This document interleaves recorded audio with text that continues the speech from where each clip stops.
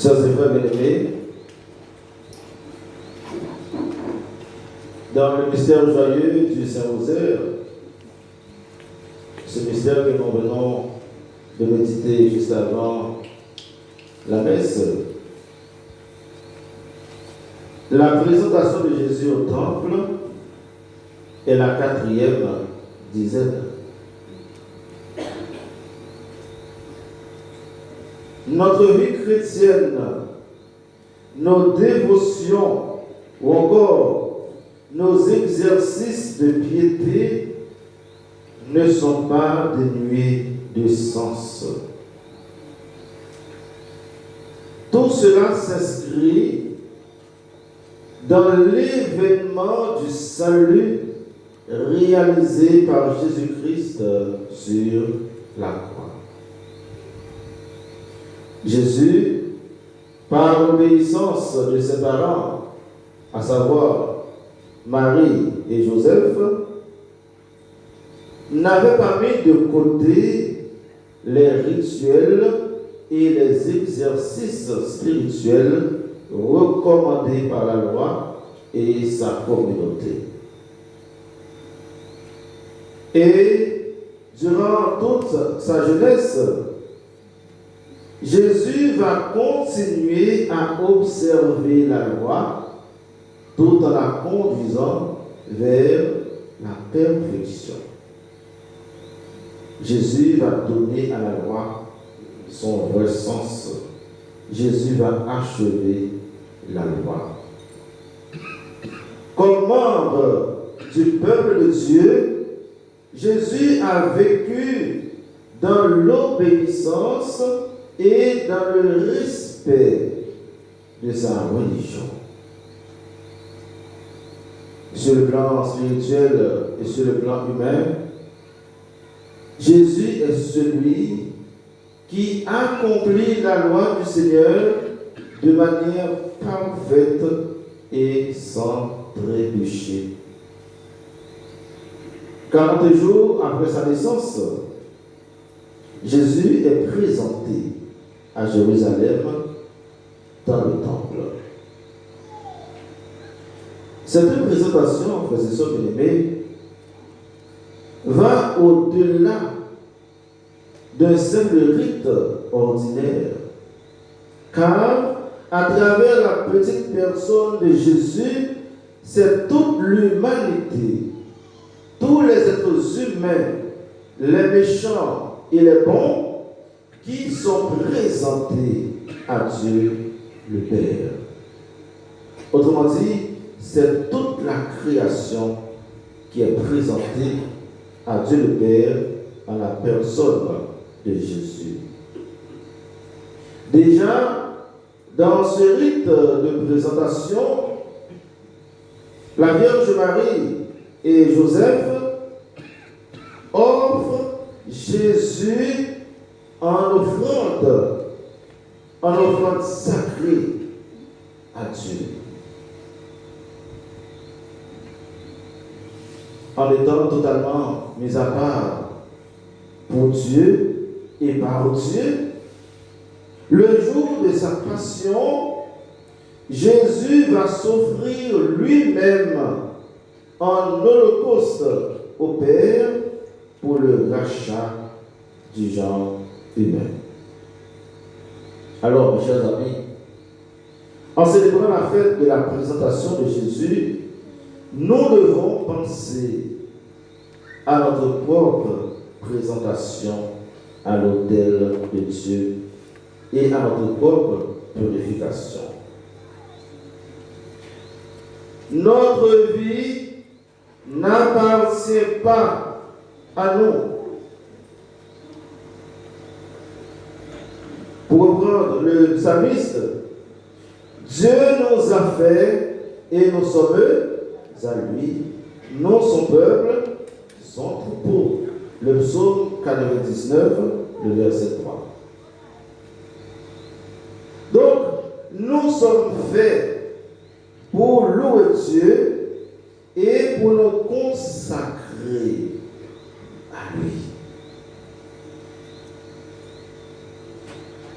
Par la naissance biologique, nous sommes de simples créatures de Dieu. Par le baptême, nous sommes passés de simples créatures aux fils et aux filles de Dieu. C'est-à-dire que nous sommes devenus des mis à part. Nous sommes devenus par le baptême des consacrés, des rois de Dieu. Et sans doute, c'est dans cette optique que le Saint Jean-Paul II avait introduit dans cette fête la journée de la vie consacrée. Nous sommes tous des consacrés par le baptême. Nous avons tous reçu l'onction de Dieu. C'est-à-dire, outre ceux et celles qui ont choisi de consacrer leur vie à Dieu par le biais de la vie religieuse, tout le peuple de Dieu est appelé à la vie consacrée. Lumen Gentium, numéro 9. La consécration est le fait par des personnes qui appartiennent à ce peuple saint d'être mises à part par Dieu pour être dans le monde au service de son offre de salut.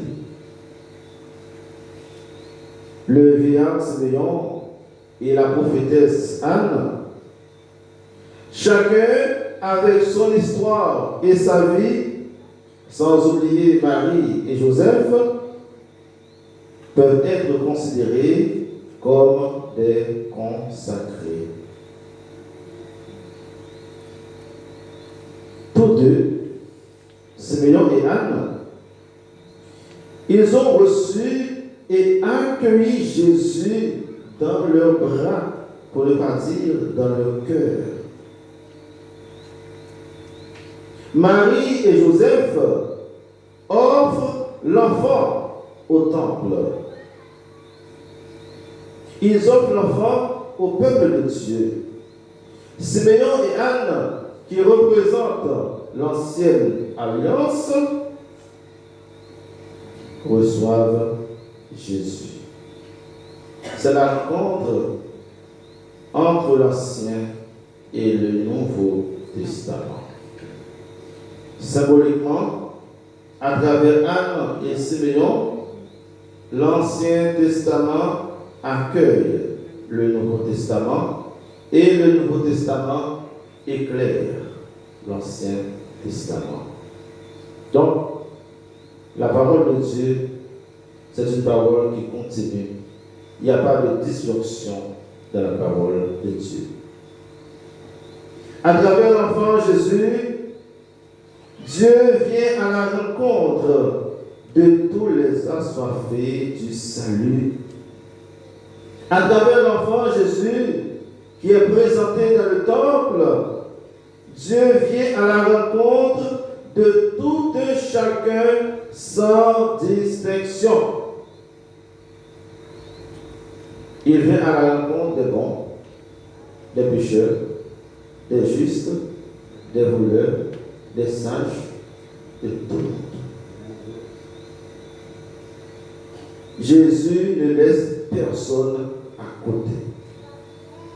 C'est pourquoi on considère la fête de la présentation de Jésus comme la fête de la rencontre. En Orient, on célèbre cette fête sous le vocable la fête de la rencontre. Dieu qui vient rencontrer les humains. Dieu qui se déplace pour venir à la rencontre de son peuple. Siméon, sous l'inspiration de l'Esprit Saint, ne voit pas Jésus comme un simple bébé, mais comme lumière qui se révèle aux nations et gloire d'Israël. C'est comme Élisabeth qui a vu Marie pas seulement comme sa petite cousine de sang, mais comme la mère de mon Seigneur. Aujourd'hui, c'est à chacun de nous de savoir quelle image, quelle représentation avons-nous de Jésus. Toute sa vie, Siméon espérait voir cette gloire. Toute sa vie, Siméon espérait voir ce salut et contempler cette lumière. Je suis la lumière du monde, nous dit Jésus. Voir et rencontrer cette lumière, c'est le point saillant de l'échelle de valeur de Siméon et d'Anne. C'est pour nous, frères et sœurs bien-aimés, l'occasion de faire ce que nous appelons une mise à jour de notre échelle de valeur. Si nous avons une échelle de valeur, quels sont les points formant cette échelle de valeur? Quel est le premier point de cette échelle de valeur? Comme chrétien, chrétienne, comme croyant, comme croyante, quel est le principal objectif de notre vie? Est-ce que nous avons un but? Est-ce que nous avons un objectif? Quel est notre programme chrétien et spirituel? Avons-nous un programme spirituel? Avons-nous une attente spirituelle? Siméon et Anne, à travers leur programme de vie, nous laissent voir clairement le contenu de leur échelle de valeur. Si je vous demande de me dresser votre échelle de valeur, est-ce que vous êtes prêt à me donner votre échelle de valeur sur une feuille de papier? Et c'est ce que je vais vous donner comme devoir. De faire votre échelle de valeur. Frères et sœurs bien-aimés, toute la vie de Siméon et Anne était tournée vers Jésus, la lumière du monde. Jésus était le point dominant dans leur échelle de valeur. Ils attendaient le Messie de Dieu. Et ce qui est consolant, avant la fin de leur vie terrestre, qu'est-ce qui s'est passé? Dieu a comblé leur attente et leur espérance. Dieu a comblé cette soif, car l'espérance ne déçoit pas. Romains 5, verset 5. Aujourd'hui encore, frères et sœurs bien-aimés, au milieu de nos déboires, au milieu de nos difficultés, au milieu de cette pandémie, nous avons besoin de cultiver cette vertu, l'espérance. À travers nos yeux de foi, nous pouvons voir et contempler Jésus. Dans l'Eucharistie, à travers le pain et le vin consacrés, Jésus se présente à nous comme il se présente à Siméon et à Anne, comme il se présente à tout le peuple dans le temple. Et dans le sillage de ces deux grands témoins de l'espérance, Siméon et Anne, nous sommes invités à faire un saut dans la foi pour ne pas rester à la surface de ce que nous voyons à travers nos yeux de chair. Nous devons, dans la foi, avoir la certitude et la conviction qu'en recevant l'hostie consacrée au creux de nos mains, c'est vraiment le corps du Christ que nous recevons. C'est vraiment Jésus, la lumière du monde, que nous recevons cette lumière qui est là pour éclairer nos vies de ténèbres. Demandons à la Sainte Vierge, Marie et Saint Joseph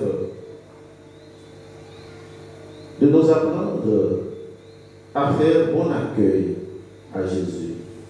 Non seulement dans nos vies personnelles, mais aussi dans nos familles, dans nos communautés paroissiales et dans nos vies professionnelles. Enfin, que toute notre vie, que tous nos projets spirituels soient illuminés par le Christ, notre vraie lumière. Au nom du Père, et du Fils, et du Saint-Esprit. Amen.